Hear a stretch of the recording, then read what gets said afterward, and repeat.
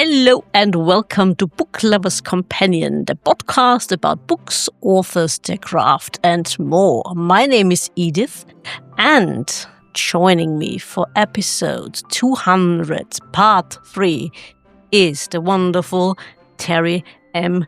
Brown, author, fellow podcaster, and regular on the show. Hello, Teri, and welcome back. It's a pleasure to have you on again. Hello, Edith. It's wonderful to be here. I always love coming on with you, and I never know what to expect, so it's great. That's my speciality, I suppose. Yes. And you seem to be very, very happy with yourself about that, so that's good. Yes, That's I'm good. afraid so. I admit it. Guilty as charged. Make it relaxed. That's what we also do here on Book Lovers Companion. And I said, author, podcaster, and I forget reviewer, of course, of books. Regular on the show, of course. And like I said before we started recording, you are incredibly busy. Yeah. Can you tell us a little bit about your most recent projects? Okay, so it's like I don't know which to tell you about because I never do just one thing at a time. I launched 10 Little Rules for a Double-Butted Adventure, which is the book that's showing behind me. It is an inspirational memoir with a little bit of guided journaling, and it was about my trip that my husband and I took traveling across the United States on a tandem bicycle, which is a two-seater bicycle, from the coast of Oregon to Washington, D.C., which is 3,102 miles, huge long distance. And on that trip, I learned a lot about myself and the world and people. And so I just wrote this guide, and it's not really about riding a bicycle as much as it's about like, how do you live an adventurous life? How do you live a little bit outside of the box that we've all put ourselves into? So that launched in February. And then in April, I wrote, or didn't write, that's when I published a children's picture book that I had written. And that one was written because my granddaughters said, Gigi, when are you going to write a book for me? And I thought, well, now would be a good time. So I wrote Little Lola and Her Big Dream, which is about a train who thinks she wants to grow up to be an astronaut train. And all of her friends laugh at her and tell her there's no such thing.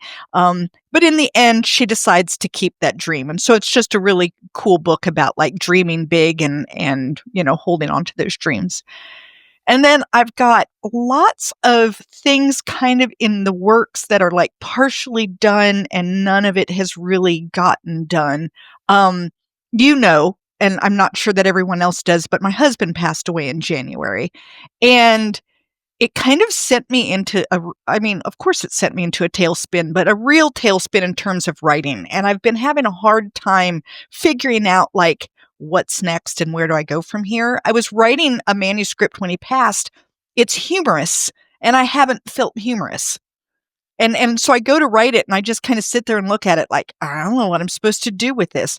But I have a big 26-day writing retreat coming up. I've been invited to that takes me away from home and out of this space. And I'm really hoping that all of the different things I have kind of in my mind are going to congeal and I'll be able to sit down and start to write again. So. Oh, that's a lot going on. And like I said before, you do reviewing, you also do podcasts. Yeah, I do my podcast. Yeah. Yeah, there's a lot you do. And you have also, you've also been part of a collection of short stories. Yeah. And yeah. you had in fact, I just found out that another short story that I've written has been accepted into an anthology. I can't say anything else about it. I'm not allowed to give any details yet, but I know that. And then I had another local anthology group reach out to me and want me to write a short story about this area. And everyone's going to write a short story that has to do with living here on the beach in North Carolina. And so I'm kind of really excited about that one as well. I have zero ideas for that one. The other one's written and it was accepted. And this one, they've kind of accepted me. They want me in. And now I have to figure out what I'm writing, which I have no idea, but I'll figure it out. I have until I think the middle of September to give them a first draft. And so I figure I'm okay. Everything's good. I'm not worried. I'm sure you will find something to write about. Yeah. And what I found most interesting about this collection of short stories was that Kimberly Sullivan was also part of this group of women. Yes, she was. She was, and in fact, there are, I think, 23 different authors that have written a short story in this, and there are several that you probably know if you were to look down that list. And it's really fun because some of them are authors who have books, and some of them are authors who have yet to get their first book out. And so it's really a cool collection all the way across the board, and it's about women in history, but they're not the women that you've heard of. These are your everyday, ordinary women who are out there doing feisty things. It's called Feisty Deeds, is the name of the anthology. And it's a lot of fun because it crosses several centuries, several continents, and just a lot of different things. I mean, we've got things happening in the 1970s, and we've got things happening in the 1400s, and it's a lot of fun. It's a really good way, especially if you're not sure, like, I don't know what I think about, like historical fiction. Like, is this a good fit for me? This is a great way to really experiment with it because you can get a real cross section of what historical fiction might look like. Yeah, absolutely. And how long did it take to compile all the stories, get all the authors together, and from the time that they first sent something out until we actually had the book out, I think was about a year and a half. But it was all done volunteer. We didn't have anyone paid. There were no paid editors. There were no paid. Everyone did their piece in it. And so that's a lot when you're dealing with 23 people and then trying to get 23 stories up to a level that you want them to be in order to be included in the book, and making sure that everyone's following all of those timelines, and then coming up with like the perfect time to launch it. It was a lot. Yeah. And I started getting 6 people together, so. Yeah, it is hard. I mean, it really is hard. Luckily, we didn't ever have to all meet in person at any one time, or even online at any one time. But we had deadlines, and they were hard and fast deadlines. They weren't like, okay, well, we hope you have it done. It was, if you want to be included, you have to have your first draft to us by this date. And then if you want to be included, you have to make sure that you've done your editing by this date. And they were very strict with that. And I think it's the only way that you can handle 23 different people on one project. Yeah, I would agree, because otherwise it can't be done. No. And I give huge kudos to those volunteer editors that worked so hard to make sure that everything was going to work well. I think I would have pulled all my hair out. I probably would have just said, okay, I think I could have done it, but I don't know that I would have wanted to. I'm really glad that we had someone else who said, hey, I'm really up for this project, because it was like, oh, good. I'm up for writing a short story, but I don't think I'm up for corralling 23 writers. Yeah. That's, just to think about it. Yeah, it's just a lot. Yeah, because I think sometimes I would say it's hard if you do a collaboration with someone else for your book, and to think 23 people.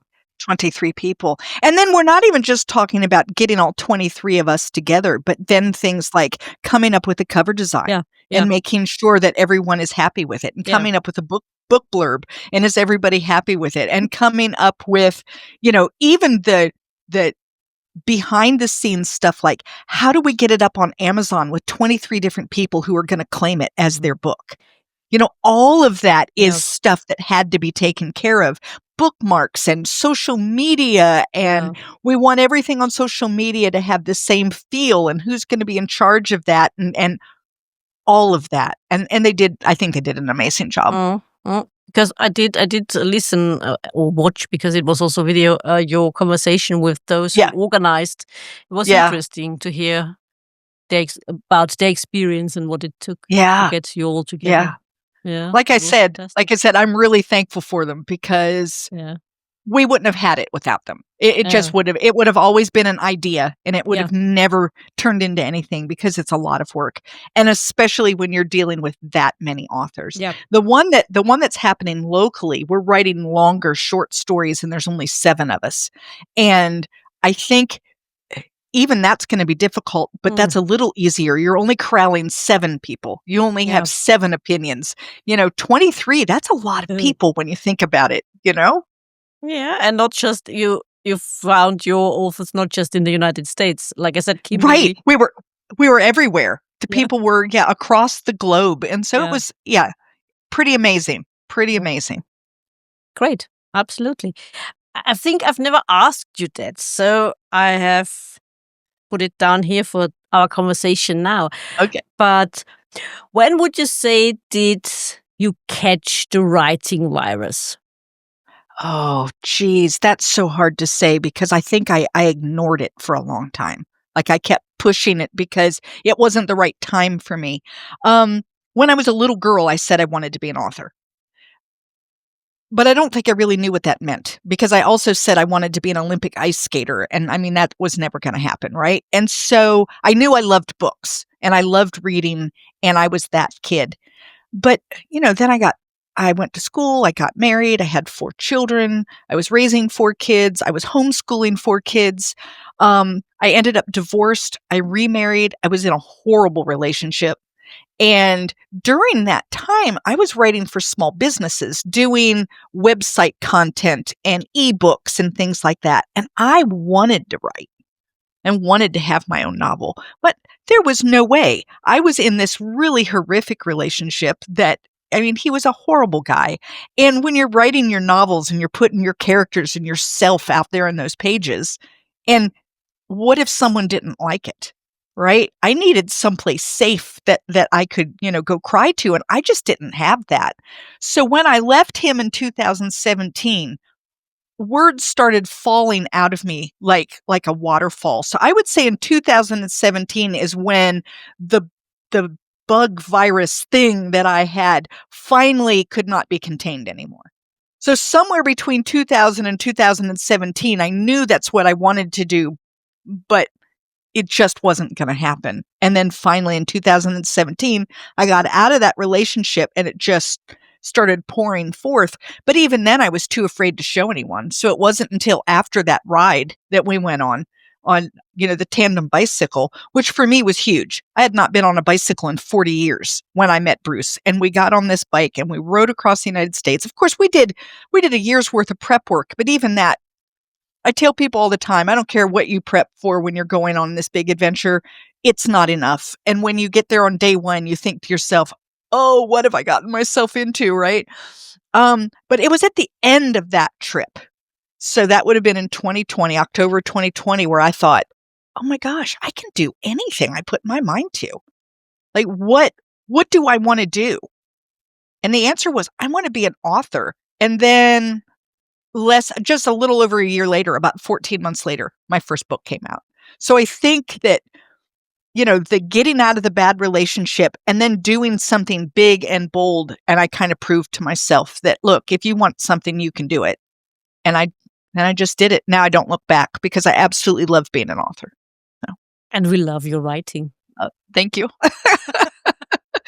She's one of my fans. Yes, indeed I am. Yes, I am. Absolutely. I absolutely love your stories. I love your characters. I love your stories. Absolutely. And I wanted to ask you as well. I mean, it comes up a lot when you talk to authors. And you said you were always a ferocious reader. And I would also say it's good advice from other authors to say that read. If you want to be an author, you have to be a reader, don't you? Yeah, and I think that you need to be a reader of a lot of genres. Yeah. Like, don't just stick to one. Even if in your heart of hearts, for instance, well, I'm going to write, cozy mystery, or I'm going to write historical fiction. I think it's a good idea to read that. But I think it's also a good idea to read way more broadly than that. Yeah. Because you'll see how do stories flow? What do different authors do to move you through the chapters. What do they do that's really great? And what do they do that's not so great? Yeah. Because when I read now, and I love to read, and I still read constantly. I just finished a book before we got on here, and it's the third book this week. So, I mean, if that tells you anything, I read Yep. a lot. And I read for the fun of it, but there's a little piece of me that's analyzing it the whole way through. What did I like about it? Why did I like that? What did the author do there? Ooh, I liked what the author did there. And I'm taking these notes. And that, when you start to do your own writing, it starts to come out. It's almost like taking a class, Mm-hmm. but it's done in real time with a real author's book in a way that makes you analyze for yourself, like, what is it about this book that made me keep reading? Mm-hmm. And you just said you just finished one, so let's talk about that. What did you make keeping on reading with this one? What made me so this one was a thriller. Okay. And for me, a thriller has to be so good that I have to keep reading. Like, when you get to the end of a chapter, you can hardly stop there. Like, you need to keep going. And I actually like them where they leave me just a little bit breathless, where sometimes I do have to put the book down. Okay. Like, it's overwhelming, and I have to put the book down, and I do for a few minutes, and then it's like, no, I've got to know. And then I have to pick it up again. But it's just enough to make me think, like, is she going to get out of that? Is that person? I think that's the killer. I really think that's it. Is that person going to get her now? And like, is she going to make it? And what's going to happen? And so for a thriller, I really like that kind of breathless feeling that I get, that I need to keep reading, but I actually need to put the book down just for a moment and like collect myself again and get myself so that I'm, capable of reading next. And this book did it. It was really good. It had me going the entire time. So yeah. If you, I would say so as well. You can't put it down, yet at the same moment you have to stop. You have to stop, like you said. Yes. And think about it for a minute. But you want to go on. And then you're like really compelled. And when a book has me like that, and then I have to put it down because other things in my life are calling, like I can't read all day, all the time, and I have to put it down. A good book will have me thinking about it. Yeah. So I'll be doing other things, and all of a sudden I'll realize in the background, my head is churning over a character or a scene or what I think might come next. And I realize, ooh, I'm still thinking about it. And I've done that before, where I've read a book right up to bedtime, and then it's like, okay, I can't read anymore. I'm so tired. My eyes aren't staying open. And then my dreams have elements of that book in it. Not necessarily the book, but elements that have creeped in. And that's to me, it's a sign of a good book, that it's got me really engrossed in whatever's going on. And so that even my dreams are saying, oh yeah, so we have them, out in the ocean, and there's this terrible storm. And so in my dream, there's either an ocean or a storm or a something going on that's kind of pulled from the book. Also, that kind of book you want to finish, yet at the same time, the closer you don't. Get to the end, you almost start reading slower so that you don't. It's like you want to know, but it's going to be over. And that's another thing that to me is the mark of a good book. So let's say it's not a thriller, and it's something more, maybe more like a historical fiction that drove you through, but it's more character driven, and it's not that thriller feel. But I like getting attached to characters, so that when I finish the last page and I close the book, my mind, I don't want to pick up the next book immediately. Yeah. I'm still living in the character, and I feel a little sad because we're done with this character now. And isn't that a sad feeling? And if I feel that way, then the author's done a really good job of making me feel that I was the character for at least just a moment or two, to the point that I feel those feelings. Yeah. And that's good too. Yeah, I absolutely know what you mean. I do so agree. Couldn't have put it better. And there's also, I mean, maybe it's not more than one book, but at least one book where you come back to again and again, because I have that. And I have to admit, I sometimes skip over certain scenes because they are not the ones that stayed with me. Stayed with you? Yeah, because there are these characters that stayed with me, and I come back to this book again and again, and I want to read their story, just theirs, you know? I just want to know what's going on with them. Yeah. Have you ever done that, though, had a book that really touched you, and then you go back to it years later, and it doesn't touch you in the same way? And I've had that happen, and I think what's happened is that I've changed. Yeah. Like, things in my life have changed such Yeah. that the parts of the story that used to mean so much to me now are kind of like, but maybe something else in that story will resonate more strongly. And so people ask me that, like, about my books, and they'll say, like, well, which character do you resonate with? And it's like, oh gosh, it depends, like, what day of the week and what's going on in my life at the moment. Yeah. Some days maybe it's the really young character, and some days it's the grandma character. And I think it depends a lot on, like, what's going on in my head. I think I can relate. It doesn't, or it hasn't happened yet, but I can relate to that because maybe that's when we put away a book and come back to it later and realize, Yes. now I'm ready. Hey, I like it. Yeah. Yeah. And I've done that even more, where I've read a book Yeah. or started reading a book, and just it felt tedious, and I just Yeah. couldn't get through it. And then you try it again, years later, and it's like, why couldn't I get into this book? It's really great. But it has to do with, where were you at the time? Where was your mind? Yeah. Maybe what did you need out of a book? Yeah, exactly. Sometimes I'll start to read a book and I'll think, "Oh, this isn't what I need right now." Now I'm gonna read it, it's on my list and I wanna read it, but maybe I'm gonna read it in 2 or 3 books instead of right now, because right now I need something Yeah. maybe a little lighter. Yep. Or maybe I need something like, I don't know, I need a good cry, and this one's gonna do that for me, so let's do this book.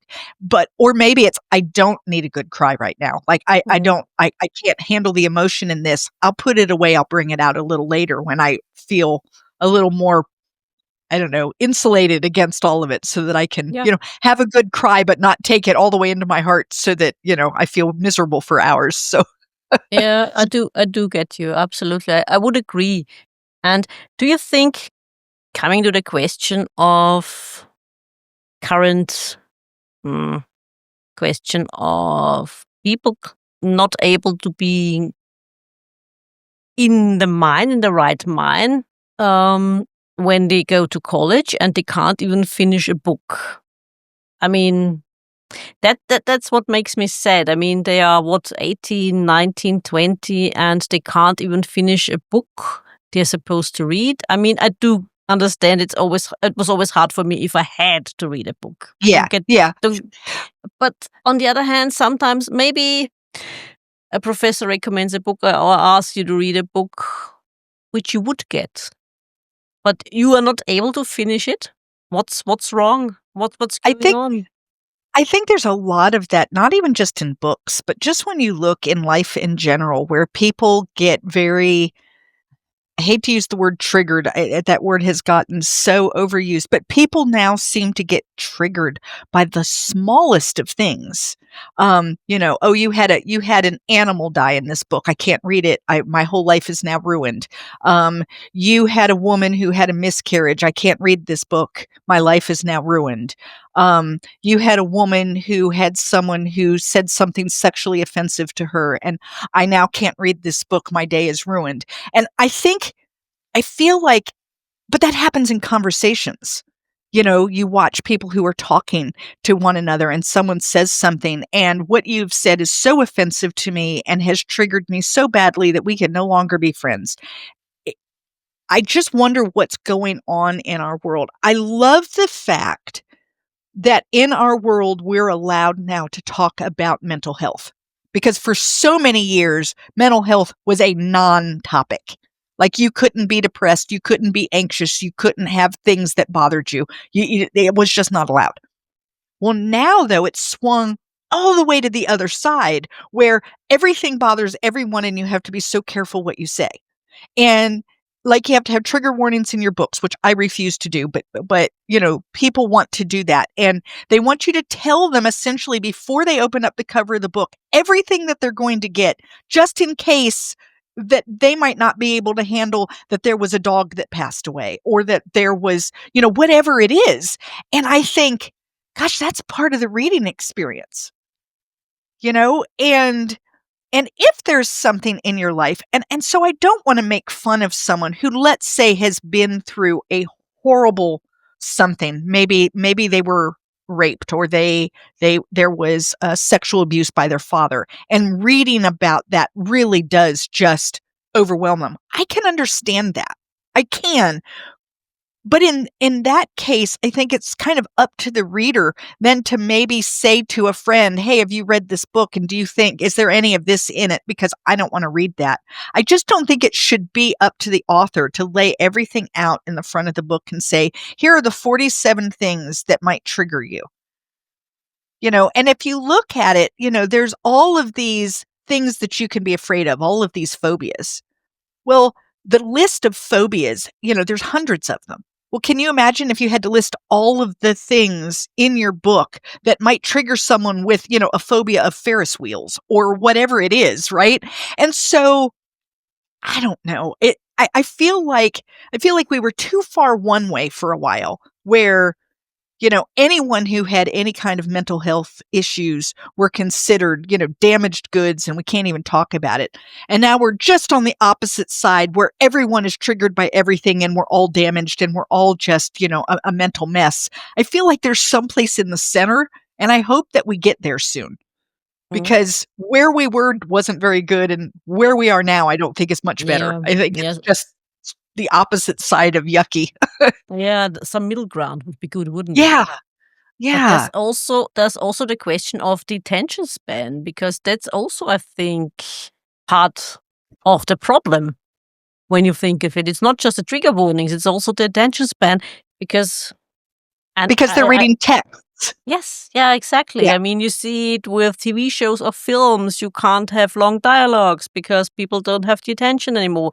They can't read books uh, of a length of about, let's say, 300 pages because they don't have the attention span.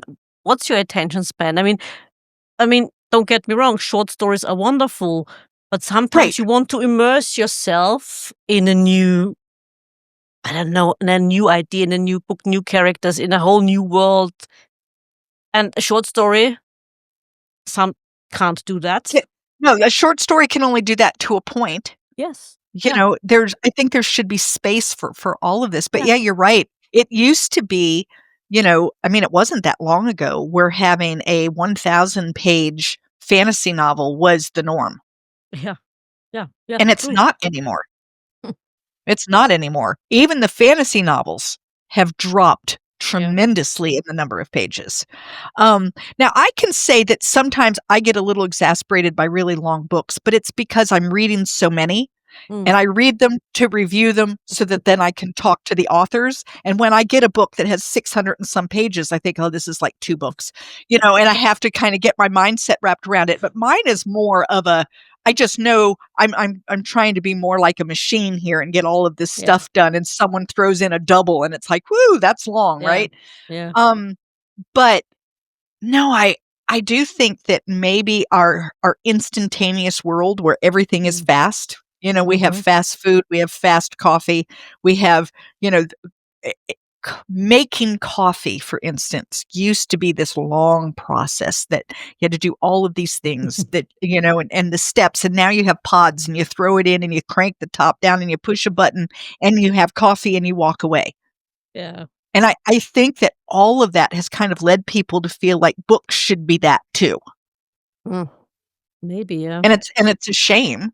Yeah. However, I was reading somewhere just the other day that reading is making a comeback again. There for a little while, it kind of went, where people weren't reading, and now people are reading again. And the younger generation in particular is reading more. Like, and I mean the young ones, like high school age kids are Okay. are are kind of grabbing onto books again, which I think is wonderful. So maybe it's just been another swing.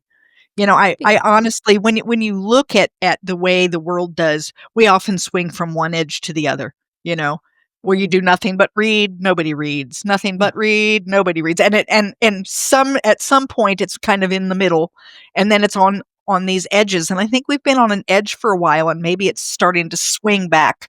So maybe, but come to think of it, there's lots competition, isn't there? I mean, you have social media, you have video games, you have all kinds of TV shows, Netflix, Amazon, and whatnot, and you have to compete with all of that. And like you said, I mean, when you think about it, instant gratification, and you don't get it with a book. You don't get that with a book, no. But you think about like in the 1900s, early 1900s in particular, if you could get your hand on a book, that was entertainment. Yeah. And nowadays it's like, okay, there's a lot of things that can be entertainment, like you said, right? Oh. And so I think a lot of people probably go to movies and things when they want that instant, because in somewhere between an hour and a half and 2.5 hours, they can have the whole story. And they didn't have to really invest themselves too much. They sit down, they can eat some popcorn. People are even in theaters scrolling on their phone while watching, right? No, and so they're doing two things at once. You can't really do that reading a book. No. That's true. Now audiobooks are a little different in that you can maybe do something else. I listen to audiobooks when I'm driving. Like if I have a 3-hour drive, I'll put an audiobook on, because I'd rather do that than listen to the radio. So it's like, I've got this story going in my head. And sometimes if I'm taking a nice long walk, I like to put an audiobook in, because I'm usually walking because I'm supposed to. Yeah. And I really don't like walking for exercise. But the book helps, it makes it okay. So really what I'm doing is walking while listening to a good book. But even then, I know people that take, like you've got to have the speed of the book, and they'll pop it up to 2.5 times the normal speed. So they're just talking like this because they don't want to go through and listen to the pauses. Yeah. And I think, the pauses sometimes are the best parts. Okay.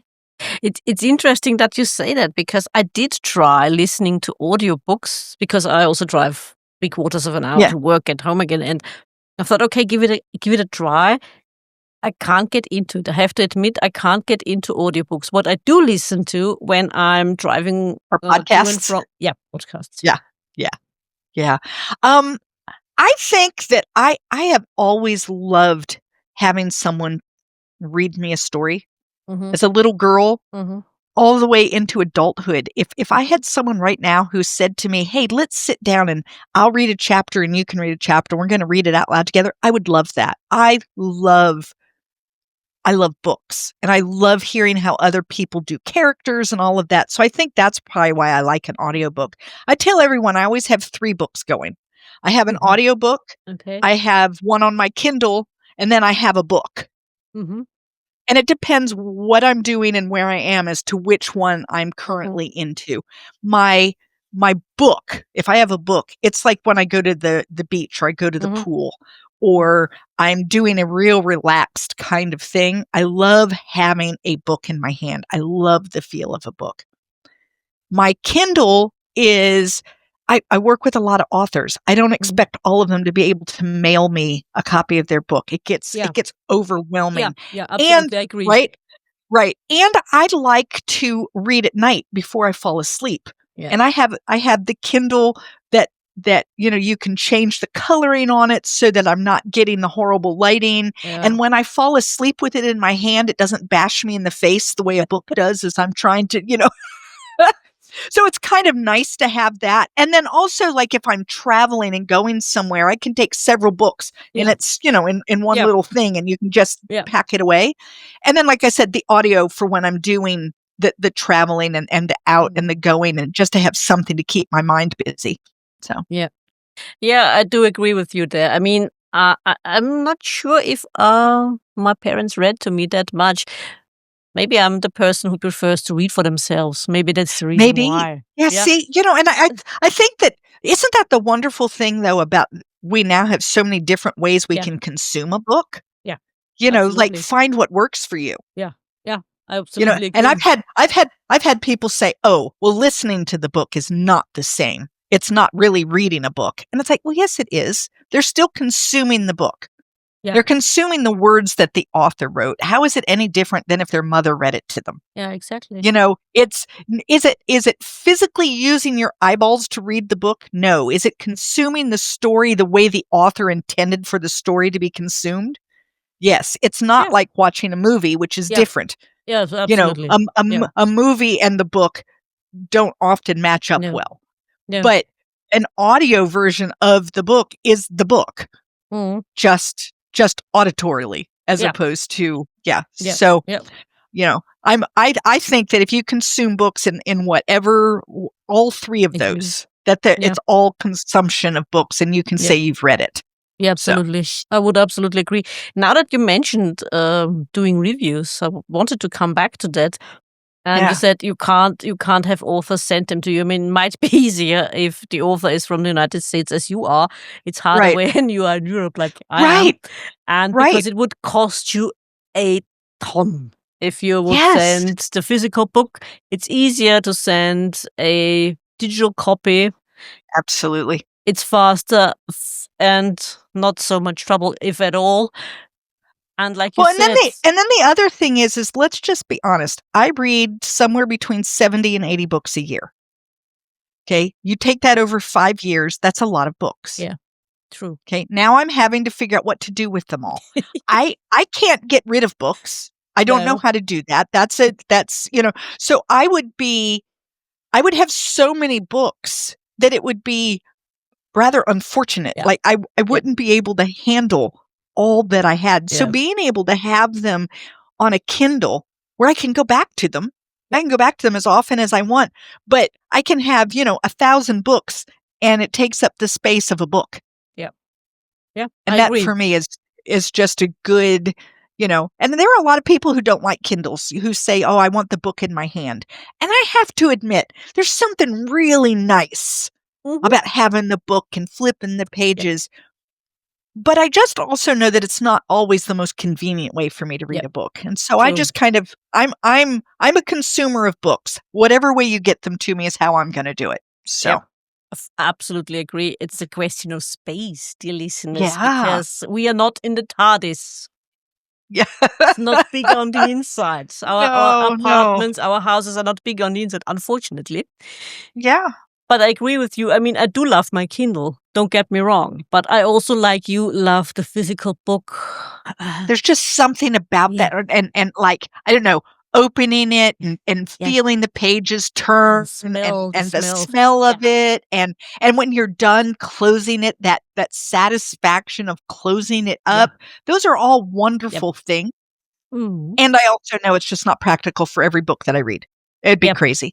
Yeah, absolutely, absolutely. Like I said, it would cost a ton to send a physical book. Even if you live in the UK, people from the UK, they also send me digital copies because customs these days is It costs. yeah, It isn't.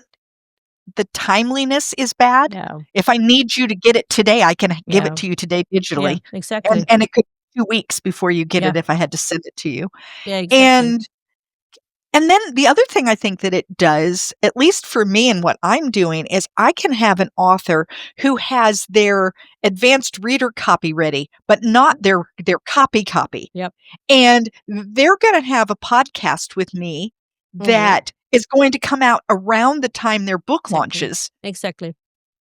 But they can't get me the physical book Yep. fast enough for that to happen. And so I can get the advanced reader copy sometimes 2 or 3 months before an actual physical copy would Yeah. even be available to me. And so that also then gives me a chance to help them by being able Mhm. to start promoting their book at about Mhm. the same time their book actually comes out on the shelves. Whereas if we didn't do that, it would Yep. be 3 months later. So, Yep. True. I will cover it when it's out and on the market for 3 months because because there is this day job I do have, but sometimes I catch it just before the book is published. And that brings me to another question. I mean, it's always, or sometimes I get asked, how do you choose and how do you organize? I mean, if you have a day job like I do, sometimes it's a bit tricky to organize Yeah. all your appointments and when to record and when to talk and when to read and so on. It's probably a bit easier for you, but there's also, again, the question remains, how do you choose your guests? Right now, I let my guests choose me. They come to me and I tell all of them, look, this, like right now, I have a year waiting list because I can only read so fast and I read every book before I have an author on. So I let them know, hey, I'll put you on my list, but here's the deal. I'm going to start reading the book. And if I don't feel it's a good fit for my audience, then I'll let you know and we'll just let it go. And so I go ahead and put just about everyone on the list, unless I don't read horror because I can't. I get so, like, thriller is about as close as I can get to that. And if it's horror, then I can't sleep. I have horrible dreams, so I just can't read it. And then I don't like to read anything that's really, really racy, way too smutty. Mostly I don't enjoy reading it, and I can't talk about it. I'm not going to get on a podcast and we're going to talk about these scenes. I can't. I'm a prude. I cannot do that. I can't. It's not going to happen. And so those two, I just don't accept. So if someone says, hey, this is what I've got, it's like, yeah, that's not going to work for me. I know from the beginning. But the rest of it, it's like, let me start reading it. And I'm going to let you know if I think it's a fit for my audience, because really my audience tends to read the books that I'm enjoying. That's why they're listening to me. And if this book is one that I am like struggling to get through, they're probably going to feel the same way. And so this really isn't a good fit for you as an author. And I'm going to just let you know this is not a good fit and we move on. So right now, I don't really choose. And in a lot of ways, it's cool because I'm getting a big section of lots of different genres and lots of different authors in different stages of their writing career. A lot of new novels, a lot of authors who are in their fourth or fifth series, and I love that because these are, and they're mostly independents, an independent or a small press author, which I love too, because the big authors, the ones with a name, they don't need someone like me, but these small authors do. And I know that because I'm a small author. And that's what I'm looking for, is someone who is willing to take a chance on someone that isn't on the New York Times bestseller list, that is not a household name. Yep, same here. I mean, like you said, most of the time the authors find me. Sometimes I, come across a book that interests me, mostly on social media, because that's what I follow. Authors, publishing houses, and cats. I admit it. That's the best part of social media. Let's be honest here for a minute. And unlike you, I do read horror. I enjoy. So I'll pass them to you. If I get any that way, I'll say, oh, I have got the podcast for you. You just know what you can and can't read. But see, I used to think I didn't like fantasy. Yeah. And but you do. I do. I don't like all fantasy, but then again, I don't like all of anything. But if it's a good character-driven fantasy and it's more about the character and the character development and less about the world building, then I'm going to enjoy it. If it's too much world building or too many characters too fast in a world that I don't understand, I can't make myself get invested in it. But if you can introduce me to a character or two, get me invested in them, now I'll stick with you while I explore this world I don't understand. And if you can do that. And so I've found several authors where it's like, okay, so I lied. I do like.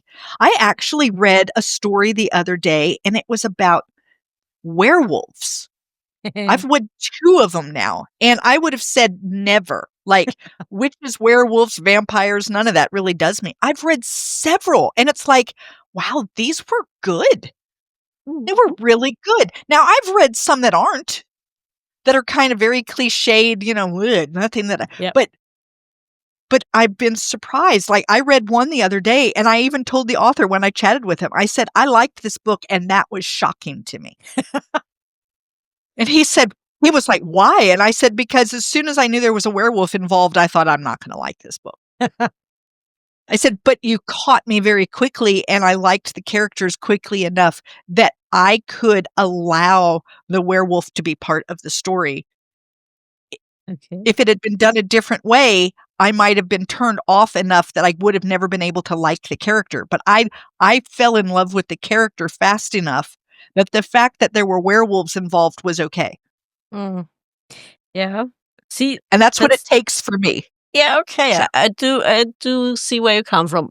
I have to admit, I do like vampires, werewolves, and all the yeah, stuff, even zombies. I do like it, but only if it's a good story, if it's a good plot, and also the characters, if they make yeah, sense to me. yeah, Even yeah. if they are unlikable. Yeah, it doesn't have to be likable. It has to be they have to have captured my attention to the point Mm-hmm. that I now need to know more about them. Mm-hmm. Yeah. Good True. or bad. I Yep. need to know more. And if I Yep. need to know more, now you can lead me down this road of weird Yeah. places with weird things going on, and I'm willing to follow you Yeah. because I need to know what happened here. Yeah. I need to Yeah. understand this Exactly. character, and Yeah. so for Exactly. me, it's very character. I tried to read one, it's been several months ago, and I couldn't get into it. In the first chapter, I met 7 or 8 characters, Mm. none of the names I could pronounce none of the names. We were in a place that I could not pronounce, Okay. and I I couldn't keep the characters Yeah. straight. They Yeah. had they had a lot of magical powers going on that made no sense to me, that I couldn't relate who went to what. I Mm-hmm. got to chapter 2, I'm having to keep flipping back to chapter 1 to figure out which one is this now, and it just lost me. It was Yeah. too much too fast, and I don't think it was necessarily an author problem. It was me as a reader problem, but that book wasn't meant for me. Yeah. I am not your diehard fantasy reader that's willing to do that, right? Yeah. And so I think that's why I kind of leave myself open by telling authors if it's a good fit. And by that, really what I'm saying is if I can read it and I want to read more, Mm-hmm. then this Yeah. will be a good fit, and then we can have a great conversation. Yes. It's Yes. really Absolutely. hard to talk with an author, and I can't imagine talking with an author that I've tried and tried and tried to read the book, and I'm having trouble getting through it, and I finally wade my way through it, and now have an authentic conversation with Yeah. them where it doesn't come across that I didn't Yeah. care for their book, and that's Yeah. not what I wanna do to an author, Yeah. you know? Understand. I I do I wanna understand. I wanna have I wanna have a conversation where we're both excited about their book, Yeah. Yeah. so I absolutely agree with you. I mean, I might have to agree also with the saucy stuff, just because it's saucy. I mean, don't get me wrong. I'm not the person either. I'm not a brute though. But I'll sometimes think, what's the point? well, and I don't wanna discuss it. So if the book is 90% sauce, what are we gonna talk about? Yes, So exactly. you remember the one scene in the no, I'm just not. It doesn't it feels awkward and weird to me, Yep, and because especially if there's not really a plot. yes. Yeah, if there's just a lot of sex for the sake of it, I Yeah. don't know. And then really, I don't know, I've always been more of I like what I call the fade to black or the close the bedroom door part. I don't mind knowing, but let me use my imagination, Yeah. and if Yep. if I need Fair it enough. to be saucy, Yep. I can imagine it Yes. saucy, and if Yes. I'm not in the mood for that, I can just know that they did what they did and move on, and Yeah. I like for me, that's what I like. And Yeah. and I know Okay. that there are people out there who really enjoy the real spicy books, and that's fine. No, I mean, Yeah. that's great. Yeah. It's just not what I'm gonna discuss on the podcast. Yeah, I do understand you. And like you said, I mean, it's your own imagination. Why not? Yeah. And not just for the sake of it. I mean, sometimes you have books from all kinds of genre and they put the sex scene in it. And I was thinking, ugh, really? Yeah, like, Why do why? we have the, What was the point? yeah, exactly. Ugh, if I want, Okay, yeah. yeah, It's got okay, it. humans are doing human again, Yes. okay, like, I don't mind if there's a plot point there. There's a reason this had to happen, like, this is going to be a Yeah, turning point. yeah, This is gonna show a relationship has dramatically changed. This is going to show something, yeah, but if it's just sex for sex sake, it's like, I don't know. I don't yeah. know, I feel like I've got a lot of reading to do. This is not what I wanna sit around and read. Yeah, exactly. Also So the point of putting violence into it just for the sake of it. I often Well, have and this and this I feel that way discussion. about movies too. Yeah. I mean, what's You the know, point? sometimes it's like, "Oh, look, we have a bunch of sex and a bunch of violence and a bunch of really horrible, swear words and other things. Yeah. Why?" Why? Exactly. Why?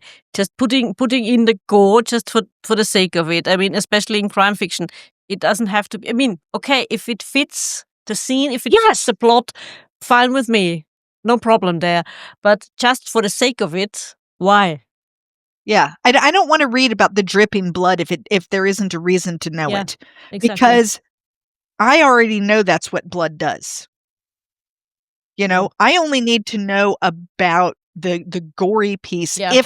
if something within that is necessary for this next thing you're going to be doing, or later we find out that there was something about that scene that we needed in order to Yeah. fix this thing at the end. But Yeah. I don't know, violence just for the sake of having it. Mm. There are a lot of, like, good movies that are violent, but they need it.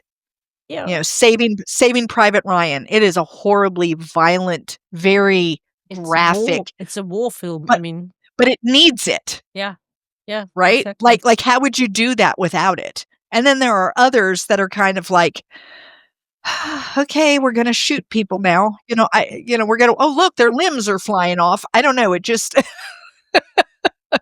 yeah, Why? I yeah. mean, on the other hand, Die Hard is a classic by Yeah, now. yeah, I know, and people really like it, and I guess, I don't know, in some ways, maybe it's some kind of release for some people, they Yeah. go in, they get all their aggression out watching limbs fly around. But if I'm gonna sit down and read a book, Yeah. and there's a violent act, I need that act to have been violent for a purpose Yeah. and not just violent. But I feel that way about any piece in the book. Mm. I Mm. don't wanna read a book where there's a whole chapter that I think, "Well, that could have been left out." Yeah. Like, what was all that information for? I don't need all that information, throw that Yeah. out. Um, so it's a matter of, as an author, can you figure out how to take the information that you have and put it into the book in a way that Mm. matters to the reader? Yeah. And wouldn't you say that's where the editor usually comes in? I would hope so.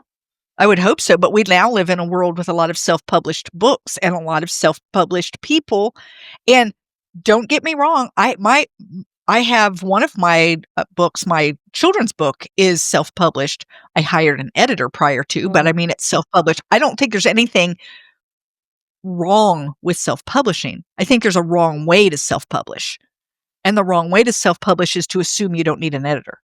Yeah. I have not written one book in which an editor did not help me make it better. Yeah. Yeah. In more ways than just putting the comma in the Yeah, right and place yes, or yeah, yeah, spelling. I'm not talking about proofing, commas and stuff, that yeah, yeah. I'm talking about editing. I'm talking about going through and saying, "Terry, you're wandering in the Yeah. woods. We went too Yeah. long before I knew what you were getting at. Yeah. I would have stopped reading if I hadn't been your editor." And it's like, "Oh," and I mean, that happened with my Daughters of Green Mountain Gap. Daughters of Green Mhm. Mountain Gap, it has won over 30 awards. It And it's a good rightfully book. so. Okay, it's a good book, but Yes. it wasn't a good book before my editor got hold of it. Hmm. It was an okay book, but my editor said, "Teri, you're wandering in the woods, and I don't know why we're wandering." And so I took a chapter from the middle of the story, Yeah. Said before. Yeah. made it at the front as the epilogue, gave you a hint of what was to come, and now because of that, you'll wander in the woods with me until we get to this crux of the issue. That only happened because my editor was able to say to me, "Teri, what it's a little dull for a long time." And it's like, "No, I've done that again, haven't I?" But it doesn't feel dull in my head because I know where it's going and I know Yeah. the characters that I'm Yeah. invested, right? But I have to make sure my reader's invested, and your editor can do so much about showing you plot holes or places that's just too slow or Yeah. information that is simply not needed, Yeah, exactly. Especially you when you know? write historic fiction, how much to Yes. put in and what to leave out. Yeah. Right, because you want to put in everything that you've learned. Yes. You have this tendency to say, Yeah. "Look, I've learned, 6 volumes worth of Yeah. history here," and you wanna put it all in, and, Yeah. oh, how boring would that be? Just what you Well, want is a gigantic history lesson in the middle of your novel, right? it So depends. you I mean, I wouldn't mind, but Right, well, I mean, others I like might. history too, but most people, they want the story, Yeah. and then True. they want to learn Exactly. along the way, and so you have Yeah. to say, "Okay, of all of these facts, Yeah. this one and this one and this one are gonna Yeah. work. I don't need all of this. I can refer to Yeah. this by describing Yes. something. I can," and you have to really work Yeah. at how are you gonna put in enough that they know where they are in their time Mm. period, etcetera, without having people flipping the pages, waiting to find out, like, when do we get back to the characters? Exactly. I read one history book where it felt that way, where I felt like I was reading 2 books, a history Okay. book and a novel, and a Mhm. history book and a novel, and we would go back and Mm. forth between the Okay. 2, and I thought, "Oh, it would have been so much better if this history had somehow been put in a way that the characters were interacting with it, instead of 3 pages of meh, meh, meh, meh, meh, and then we meet the character." I would have rather seen the character involved in it somehow, walking It through it, seeing it, experiencing it. Mhm. Isn't that the case of don't don't tell show? Yes. Yeah. Show don't tell. A lot of people don't understand quite what that means, and, it's I don't know, I do a lot with dialogue. Mhm. If I have something that Yeah. I need to be said, I figure out a way to have 2 characters have a discussion about it, Mhm. in some way that Mhm. that pulls that story forward. So in Sunflowers Beneath the Snow, there's a lot of history, Yeah. understanding the political Yeah. Yeah. goings-ons as Yeah. they're getting ready to break free from the Soviet Union and Mhm. come out on their Yeah. there's a lot of stuff that had to be understood in order for the Yeah. story to make sense, but Mhm. that's also can get really boring. How many people wanna know about 1970s Ukrainian history? I know you do, but I mean, in general, right? Yeah. Most people are like, "I don't care," and so what you have to do is you have to make them care. Yeah. Yeah. And I had 2 of my characters who were getting ready to vote, Yeah. and they were kind of, like, arguing back not really arguing, but like, "Well, what about this? Well, what about this?" Yeah. And you were part of it, and you needed to understand, and so you did, and now we moved on. Whereas I could have just said, "And before they went to vote, they had to consider all of these different blah, blah, blah, blah, blah, blah," and people would have just started turning pages. Yeah. I know that, like, some of the older authors, you talk about the idea that we don't have the attention span we used to. Mm. Well, I don't think we have the attention span that we used to with authors that were in the early 1900s, the ones Mhm. that can describe clothes and wallpaper for 3 pages, Yeah, okay? well, That yeah, makes me true. nuts. Yeah, It yeah, makes me true. nuts. It's like, "Oh, if I have to read about this flocked wallpaper one more time, I'm going to lose my mind." Like, Yeah. let's move on. On. Um, and so I think you have to just be careful that you give enough Yeah. that your readers really have a feel for the scene and where they are and what's going on, and you don't give so much that they stop caring and flip pages, and when are we getting back to the Yeah. action? Yeah. Yeah. I agree. I mean, I have to admit that I had a hard time getting through the first part of Lord of the Rings. I admit it. It was really tough, but when you get through it, when you get to Then the second part, yes, then then it's really good. Yeah, yeah. but there are those, especially some of these older authors, but that's the way books were then. Books were very, very long, and they described every single, like, Mhm. their clothes down to the buttons and how they snapped and all, and I'm just like, "Ugh," because I don't care. Like, I don't even care about my own clothes. I'm not gonna care about someone else's clothes. Like, I match good enough for me, and Yeah. that's who I am, and so it's very hard for me. My first book, Sunflowers Beneath the Snow, my editor came back and said, "Teri, if you hadn't said that they were Ukrainian, I would never know. Uh, Like, you've got to do better than this. I need more detail." And it was like, "Why? I mean, I've said it, move on." Like, and so I've learned that I have the tendency to not put enough. And I mhm. have to, once I've done, I kind of do what I call my word vomit, where I get it all out there. And then when I go back, it's like, okay, I'm going to need more here. I'm going to need Yeah. more here, because I'm kind of like, yeah, you get the drift. You Mm. don't need more than this, right? You get the drift. Like, that's good enough. And my editor is the first 2 books was like, "We need more." She didn't say it on the 3rd book. So I think I finally figured out, okay, Okay. yep, I'm gonna need it. I'm gonna need it. And so I go back. Yeah. I still don't write it that way on the first draft. My first Mm. draft is there's never enough description.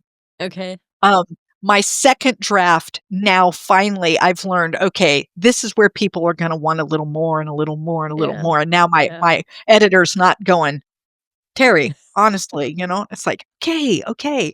I do sometimes have people say to me, "Well, like, what happened to her in the end?" And I always say, "Well, what did you want to have happen?" Like I had one that, "Well, did she get married?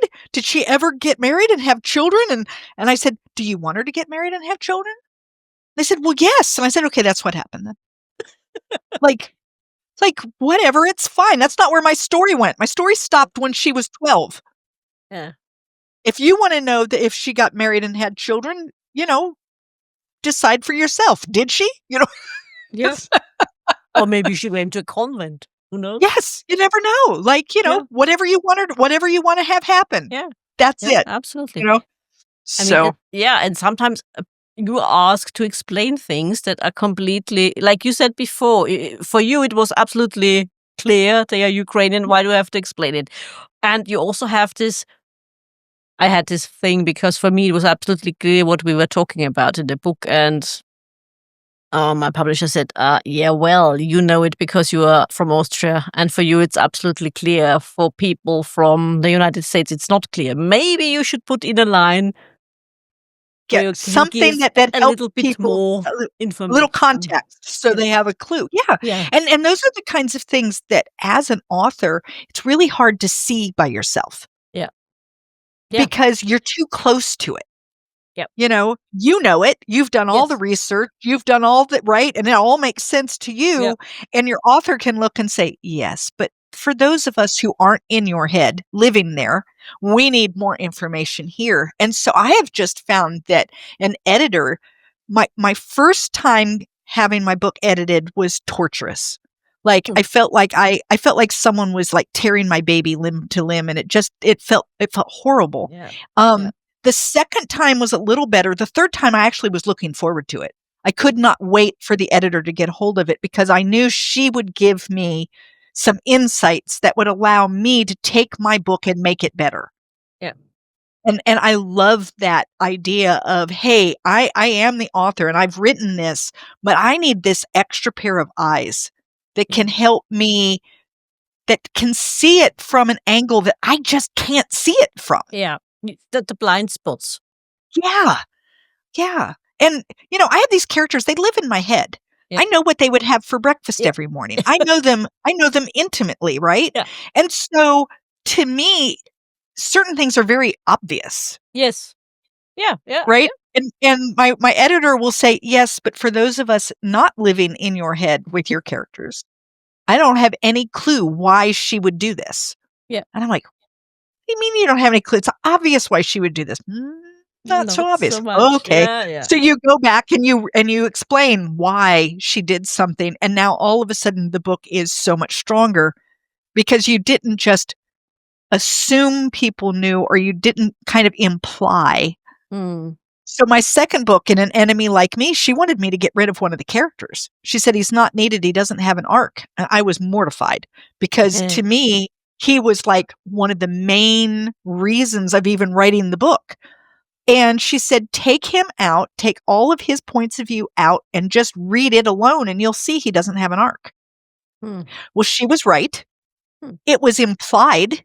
I had implied it in many, many, many places, but never stated. So anywhere that I implied something, I went in and wrote several paragraphs or maybe even a chapter and then gave it back to her. And she said, now he has an arc and he's good. You can keep him. Yeah. But I didn't see it because I knew his arc. Yeah. Yeah. And I had kind of like brushed up against it a few times, but I hadn't really put it out there for my readers. And once I did, the book was stronger. So, it's interesting. I love, unlike some authors who just really don't like the editing process. I mean, it's tedious, yes, but I like it because I know that I'm going to take a work that is good and it's going to come out really good. Like it's going to go from being acceptable to really worthwhile. Yeah. And I don't want to put an acceptable book out. I want someone who reads it to want to, when they're done, to have said, now that was worth my time. Yeah, absolutely. And I think an editor can help you do that. Yeah. Oh, absolutely. I would absolutely agree. And I'm not just saying that because English isn't my first language. I know what you mean. I absolutely know what you mean. Well, I would think in whatever language you were writing in, you would still want someone who could say to you, this doesn't do what you think it's doing. Yeah. Yeah. Or I don't understand her motivation. Yeah. Give me more. And you're like, it's like, why wouldn't you understand her motivation? Well, it's because you didn't tell me what it was. Yeah. I'm still guessing. Yeah. It could be one of 18 things and I don't really understand. Like, why would a mother do that? And so you have to go back and say, okay, so let me give you a little more information. Oh, now it makes sense. To make your characters three-dimensional. Yeah. Yeah. And you have to really make sure that you're doing that you're letting them be good and bad. That was the mistake I made in my very first manuscript. My main character was 100% good. She never made a mistake. She was perfect. When bad things happened to her, she came out of it like a superhero. She was just perfect. And it was the flattest character you have ever read in your life. And when I was done, it was kind of like, and I thought, I don't even like her. Well, of course I didn't like her. She was perfect. Nobody likes someone who's perfect. Like, we need to see her struggles and we need to see, she had almost no growth. She didn't need to grow. She was perfect from the beginning and she was perfect in the end. Right. And so I learned that was with that first draft of that very first manuscript, I learned very valuable things. Your characters need to be very three-dimensional. They need to be very human. And even the characters that you want people to not like, there has to be something about them that's redeemable. Something. Yeah, absolutely. They can't be completely 100% horrible. Yeah. They can be close, but, maybe they have a dog. Maybe they have a sick mom that, despite the fact that they're a serial killer, they call once a week to check on their mother. I mean, there's something. Or if there's nothing, you understand why.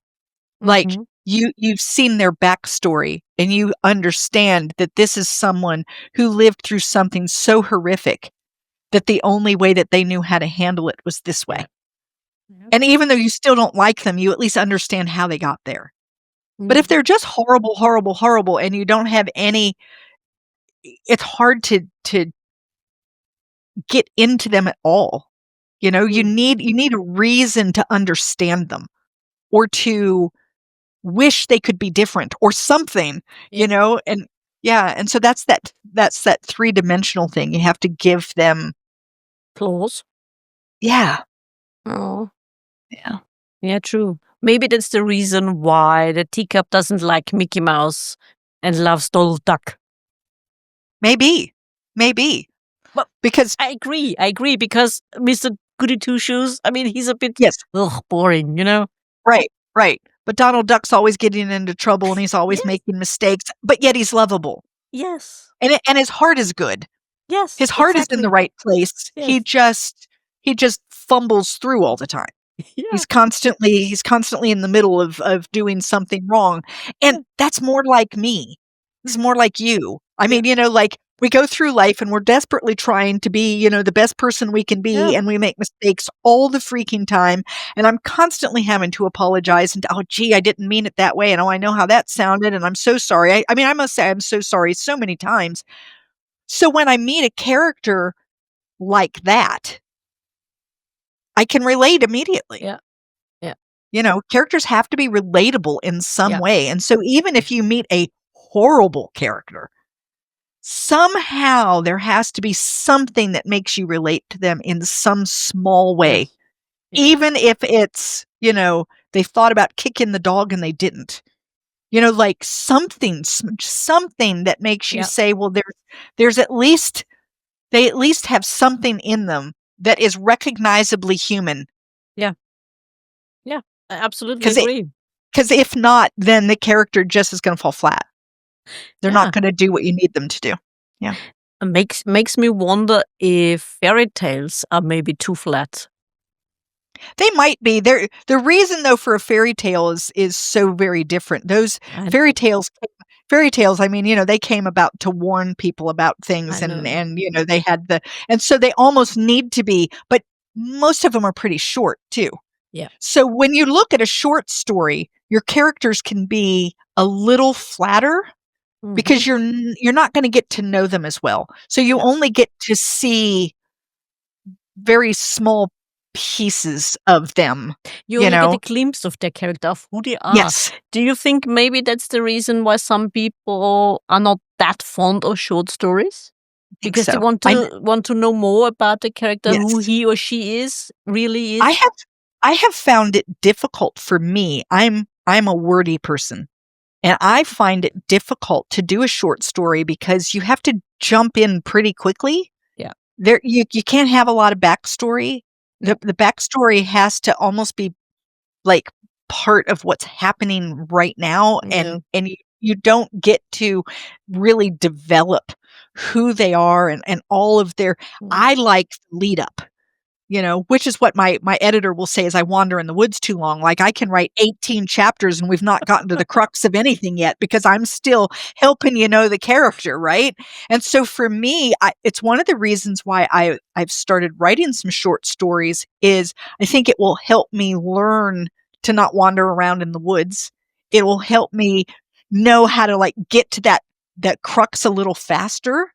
I can still develop my character in a novel more, but maybe it will teach me how to catch my readers quickly if I have to do it in a short story.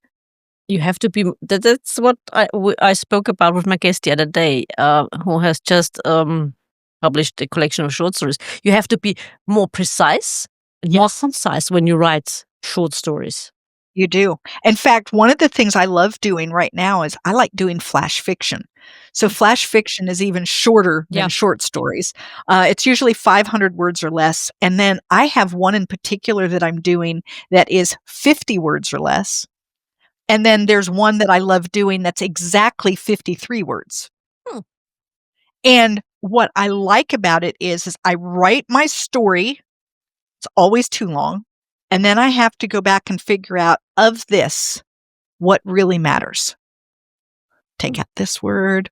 Ooh, these 3 words, I could use this word instead, you know, and all of that. And I think that playing around with different types of writing, so flash fiction, short stories, poetry, all of that, I think, makes you a stronger writer because you have to, for that particular type of writing, you have to do certain things. Yeah. And then you can take that back into your novel writing and use it as well. I think that in a novel, there's nothing wrong with being precise Mm. and concise.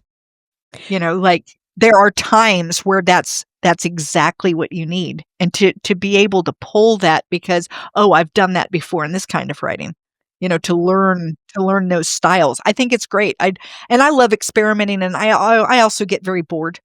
So I don't want to keep doing the same thing over and over and over. So every now and then I like saying, ooh, I think I'm going to try to write a 53-word story, exactly 53 words, and what And can I do with that? yeah, and have you thought about, or have you tried uh writing a play or a script? Because then you I have have to not yet. concentrate. Yeah, because Yes. then you have to concentrate on the dialogue.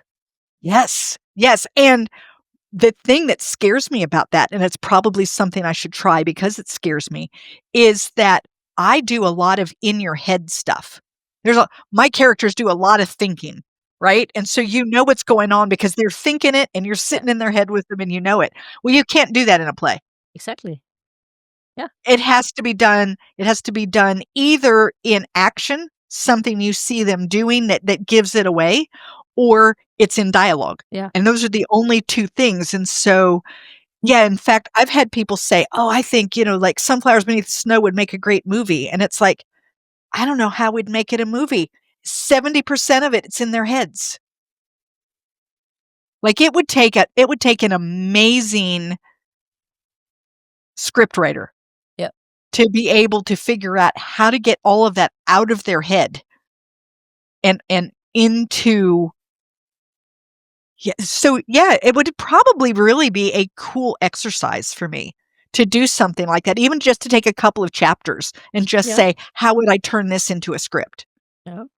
So that is cool. That is a good idea. I may have to do that.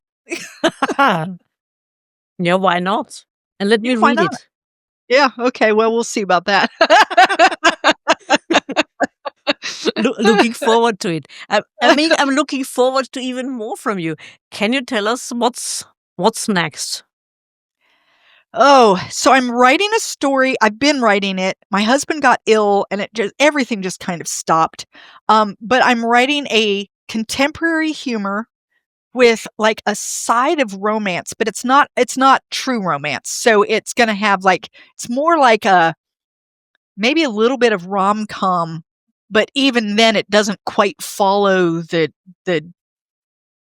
formula for that. But it's about a woman going through menopause. And so she's in her late 40s or early 50s, and she's having hot flashes and forgetfulness, and she can't find her phone because she's put it in the refrigerator again, and all of the things that we do. And it's just a very humorous look at her. She's separated from her husband and he's off gallivanting with younger women, and she's just, she's got the weight gain, all of the things. And it's just a tongue-in-cheek funny look. And this book came to me because I used to read Are You There, God? It's Me, Margaret. I must have read that book a million times as a preteen. And that book was turned into a movie a couple of years ago, and I probably read I don't know, an article or something about it. And my thought was, wonder whatever happened to Margaret. And I said, she goes by Peg and she's going through menopause. And that just kind of like jumped into my head. And so I've written a good portion of it, but the last part that I wrote, I don't like. I kind of lost the voice. I was I was more worried about word count than I was about actually writing. I got myself into a bit. So I kind of removed stuff and I need to go back to it. But like I said, it's funny. And I don't know how funny I feel right now. And so I kind of go back and forth. But there's part of me that really, I know this is a good book. It's been in my head for too long, and so I would like to try to get that out. I have another idea for a historical fiction. It has maybe a little bit of like mystery or thriller edge to it.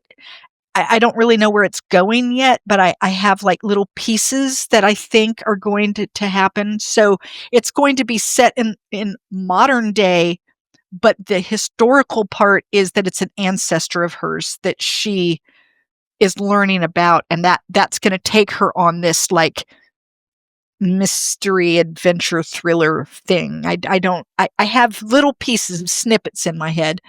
Yeah, I've got little things. I've got a short story I've got to figure out. Um, so yeah, and then I actually my 10 Little Rules for Double-Butted Adventure. When I wrote my children's book, and I realized that really it came out about, like, don't give up on your dreams. That's one of my rules in my 10 Little Rules for Double-Butted Adventures, keep dreaming. And so I've almost wondered if I should do some more children's books that follow the rules that I've written in the adult book. So that may also be something that I'm looking into. Yeah, we'll see. Good Lord. You are a busy I, woman. I just, in my mind, just like this all the time. So yeah. Good for us. Good for us readers. And I say bring it on, especially the mystery thriller with the history. Yes. Yeah, I saw your eyes go, Yeah. ooh, I think maybe, yeah. And what's crazy is I've never written a thriller mystery type thing. And so I think, well, Yep. But then again, I've never written a comedy either, and I'm doing that right now. And so when Yeah. people say to me like, "Oh, well, you're a historical fiction author," it's like, I'm not. I'm not. I'm a character-driven fiction author. I like characters, and where they need to be is where I put them. Yep. And so if it's historical, then you'll get a historical fiction. But if it's contemporary, then you're going to get a contemporary fiction. And if it's complete fantasy, then we're going to have a fantasy story. Yeah. Like I don't want anyone to tell me, well, this is what you are. Yeah. Don't label Because I really me. I don't really know what I am. I'm an author that loves to write. Yes. And I have these stories that come up in my head, and I don't want to say, oh, I can't write that one because it doesn't fit what other people have labeled me to be. Yeah, that's the problem, isn't it? Oftentimes you get labeled, pigeonholed, and then... Yeah. And, I spent 14 years in an emotionally abusive relationship. I know what pigeonholed feels like, and I'm not doing it anymore. Yep, understandable. It's like, I'm sorry, guys. If Yep. you want another historical fiction, that's great. You can wait. I'm sure one will come up. Yep. But in the meantime, I have these other things that are going on. So yes, they need to get out of my head, and I have to put them on paper, and let's see what else is there then. Absolutely. Teri, it was such great fun having you on again. This has been fun. I love being on here with you, Edith. I think we should probably talk like once a week and just, like hang out and have fun. So why not? I think sounds good. In fact, I'm thinking I'm going to head your way and just take a vacation, and then we'll just, hang out and have fun. Sound good? Absolutely. It also sounds good to talk with you and make it a recording and talk about whatever you feel. Whatever I feel like talking about. I don't know. Yes. It's just, this has been a lot of fun. I've really enjoyed it. It's been a wonderful, wonderful afternoon for me. And it was lovely having you on, and an absolute pleasure and honor. And thank you for doing this for episode 200, part 3. I know. And by the way, congratulations on that. 200 episodes on a podcast is thank you. Big deal. It's a big deal. Most podcasts, I think that there's something like only 2% of podcasts make it past 20 episodes. Yeah. Okay. So this puts you like in the top of the top. So there you have it. Yeah, splendid. Teri, wait for me in the green room. I will be with you shortly. All right. Dear listeners, I do hope you enjoyed episode 200, part 3 with the wonderful Teri. Oh, ignore. Nothing. Okay. Dear listeners, I do hope you enjoyed episode 200, part 3 with the wonderful Teri M. Brown as much as I did. Please don't forget to like and subscribe. And I hope you will tune in for another episode. Until next time.